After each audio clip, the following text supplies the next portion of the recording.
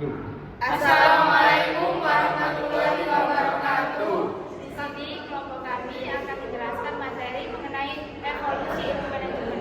Namun sebelum itu perkenalkan, nama saya Indah Yusari dengan nomor 22201020040. Saya Umina Fakabaria dengan NIM 222012097. Saya Octavia Eka Ariyanti dengan NIM 22201020072. Perkenalkan, nama saya Putra Rizky Ditani dengan NIM 22201020090. Perkenalkan, nama saya Majari Indra Prakoso dengan NIM 2220102000124. Berikut penjelasan mengenai evolusi ilmu manajemen. Sejarah perkembangan ilmu manajemen. Ilmu manajemen seperti halnya ilmu pengetahuan lain, yaitu mengalami perkembangan sesuai dengan perkembangan zaman.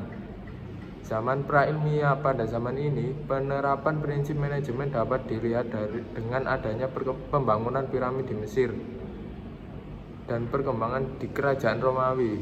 Diakui pada zaman ini manajemen ilmiah belum berkembang, namun dengan adanya visi, misi, dan tujuan yang jelas serta adanya pembagian tugas, kebijakan, dan hierarki yang jelas dari para pemimpin kerajaan, maka berdirilah peninggalan bersejarah yang masih kukuh itu hingga saat ini. Sehingga walau manajemen ilmiah dikatakan belum berkembang, namun masyarakat pada saat itu sudah melaksanakan kegiatan manajemen. Pada zaman ilmiah, kegiatan manajemen dimulai pada awal abad ke-19 dengan bermunculnya beberapa tokoh atau pelopor perkembangan ilmu manajemen ilmiah dan pola pemikirannya. Pada suatu era dengan kondisi tertentu, para ahli menggunakan metode yang tepat untuk memecahkan masalah yang dihadapi oleh suatu organisasi. Dalam situasi tertentu, bergantinya era menyebabkan masalah yang berbeda, dan masalah ini harus diselesaikan dengan cara yang berbeda pula. Namun bukan berarti karena perubahan zaman atau munculnya arus bawah dalam ilmu manajemen, metode yang sebelumnya tidak dapat digunakan untuk memecahkan masalah suatu organisasi, dan setiap pandangan mungkin berguna untuk berbagi masalah yang berbeda-beda. Ada 3 aliran pemikiran manajemen, yaitu A. Aliran klasik, B. Aliran perilaku, C. Aliran ilmu manajemen. Aliran klasik. Adanya aliran ini diawali oleh 2 tokoh, yaitu Robert Owen dan Charles Babbage. Robert Owen 1771 sampai 1859 menekankan bahwa kondisi pekerja merupakan salah satu faktor penting dalam meningkatkan hasil produksi sehingga menghasilkan laba. Perbaiki kondisi pekerjaan antara lain memperbaiki jam kerja, menyediakan perumahan bagi pekerja, menyediakan koperasi yang menjual kebutuhan karyawan dengan harga murah, menyediakan makanan bagi pekerja pabrik, membatasi usia kerja. Charles Babbage 1792 sampai 1871 menekankan pada prinsip produktivitas. Melalui penerapan ilmiah, proses kerja dapat dinaikkan produktivitas dengan menurunkan biaya. Setiap pekerjaan harus diberikan latihan untuk meningkatkan keterampilan dalam meningkatkan produktivitas kerja. Di aliran klasik ini terdapat bagian-bagian lain yang berkembang, yaitu manajemen ilmiah, prinsip-prinsip administrasi dan organisasi birokratif. Manajemen ilmiah. Taylor dalam buku yang berjudul Principles of Scientific Management pada tahun 1911 mendeskripsikan manajemen ilmiah sebagai penggunaan metode ilmiah untuk menentukan cara terbaik dalam menyelesaikan suatu pekerjaan. Ide tentang penggunaan metode ilmiah muncul ketika Taylor merasa kurang puas dengan ketidakefisienan pekerja di perusahaannya. Ketidakefisienan itu disebabkan oleh 1. Para pekerja menggunakan berbagai macam taktik yang berbeda untuk pekerjaan yang sama atau hampir tak ada standar kerja.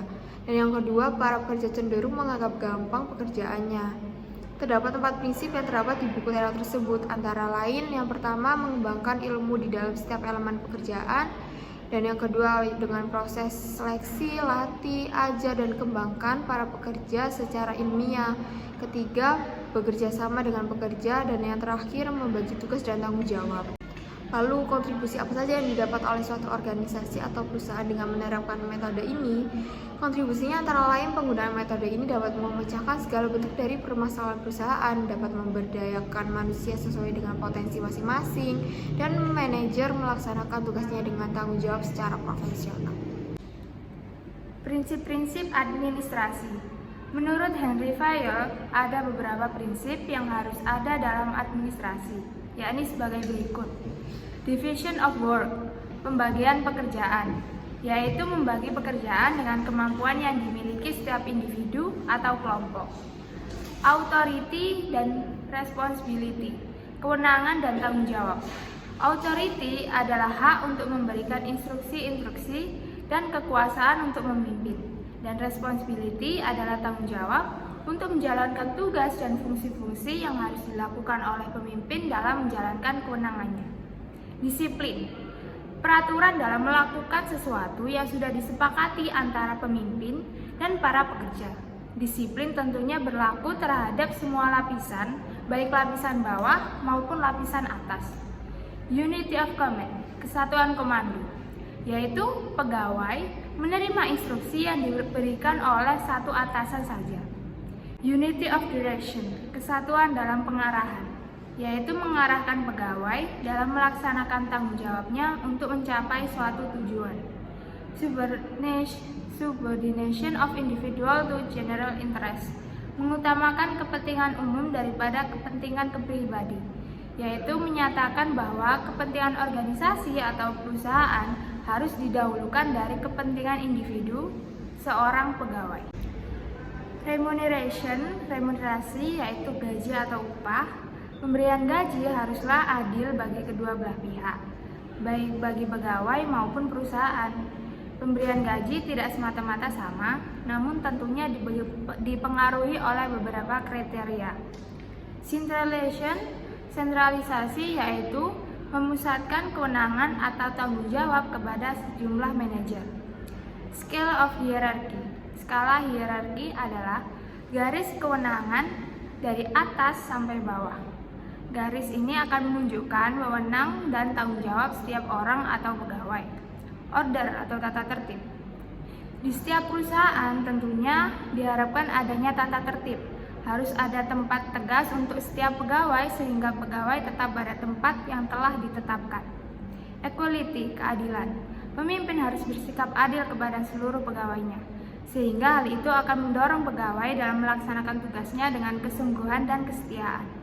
Stability of tenure of personnel, stabilitas kondisi pegawai. Manajer harus berusaha dan menciptakan loyalitas kepada karyawannya karena pegawai membutuhkan waktu untuk beradaptasi di lingkungan perusahaan.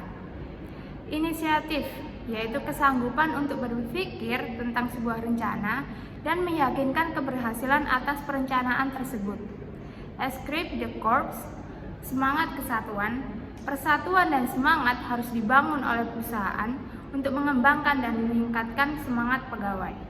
Kemudian, kontribusi dari prinsip-prinsip manajemen ini yaitu antara lain, pembagian tugas dapat dilaksanakan secara jelas, menjabarkan hubungan antara karyawan dalam organisasi dengan jelas, menjelaskan fungsi-fungsi manajemen secara jelas, dan dapat menyelesaikan masalah organisasi secara sistematis.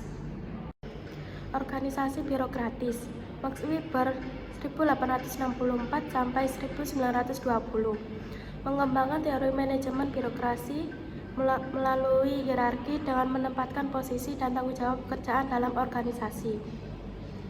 Max Weber membagi setiap pekerjaan dalam kelompok-kelompok kerja yang sesuai dengan tingkatannya. Hal ini dilakukan agar setiap pekerjaan dapat dijelaskan secara terinci. Setiap pemangku pekerjaan tersebut terspesialisasi sehingga produktivitas akan tercapai dengan baik. Terdapat ciri-ciri organisasi birokratis antara lain: 1. Job specialization, yaitu membagi pekerjaan sesuai dengan bidangnya. 2. Authority delegation, yaitu memberi yaitu memberi wewenangan dan tanggung jawab kepada setiap orang. 3. Decision making. Setiap orang memiliki kewenangan dalam mengambil keputusan yang berkaitan dengan tanggung jawabnya. 4. Impersonality relation. Menetapkan peraturan untuk diterapkan secara menyeluruh. 5. Job promotion, yaitu karyawan akan diseleksi untuk dipromosikan pekerjaannya, misalnya dipromosikan untuk kenaikan jabatan. Kontribusi organisasi birokratis antara lain dapat mengelompokkan pekerjaan sesuai pada bidangnya. Karyawan dapat bekerja sesuai bidangnya. Karyawan dapat mengerjakan pekerjaan dengan teratur. Aliran perilaku. Hugo Masterbrad adalah seorang ahli psikologi industri yang menerapkan hubungan manusia untuk meningkatkan produktivitas. Peningkatan produktivitas dapat dilakukan dengan tiga cara. A. Mendapatkan orang yang tepat dan sesuai pada bidang keahliannya. Dalam hal ini, para manajer mengambil kebijakan dalam suatu instansi pemerintah harus bisa melihat kemampuan atau kompetensi pegawai sehingga bisa menempatkan dalam posisi yang pas. B. Menciptakan kondisi kerja yang baik. Kondisi lingkungan kerja sangat mempengaruhi produktivitas dan kualitas kinerja karyawan. Semakin baik lingkungan tersebut, karyawan akan semakin betah dan produktivitas kerja. Tak hanya itu saja, karyawan juga mampu mengeluarkan potensi terbaiknya. C. Memotivasi karyawan dengan baik. Misalnya membangun kepercayaan kepada karyawan sehingga karyawan termotivasi dan semangat kerja juga dapat tercipta dengan baik. Aliran ilmu manajemen. Aliran ilmu manajemen yang dipelopori oleh Robert McNamara 1950-an. Aliran ini muncul untuk memecahkan persoalan yang dihadapi organisasi melalui penelitian operasional atau operational research OR. Metode OR dilakukan melalui langkah-langkah yang digali secara sistematis yang diawali dari mengidentifikasi dan merumuskan masalah yang dihadapi organisasi hingga memperoleh kesimpulan sebagai pemecahan masalah. Kontribusi dari aliran manajemen yaitu pemecah masalah dilakukan secara sistematis, dapat mengidentifikasi masalah-masalah yang dihadapi perusahaan, diterapkan untuk memecahkan masalah pada perusahaan besar. Pendekatan dalam organisasi. Yang pertama adalah pendekatan sistem. Pendekatan ini dimaksudkan untuk memandang organisasi suatu kesatuan yang terdiri dari bagian-bagian yang saling berhubungan. Suatu sistem terdiri dari elemen-elemen yang berhubungan dan bergantung satu dengan yang lain. Akan tetapi, apabila berbagai elemen tersebut berinteraksi, akan membentuk suatu yang menyeluruh. Yang kedua yaitu pendekatan kontingensi. Menurut pendekatan ini, tugas manajer adalah mengidentifikasi teknik yang tepat pada situasi tertentu, di bawah keadaan tertentu dan pada waktu tertentu yang akan membantu pencapaian tujuan manajemen. Sekian dari kelompok kami. Apabila ada kesalahan kata, kami mohon maaf. Terima kasih atas waktunya. Wassalamualaikum.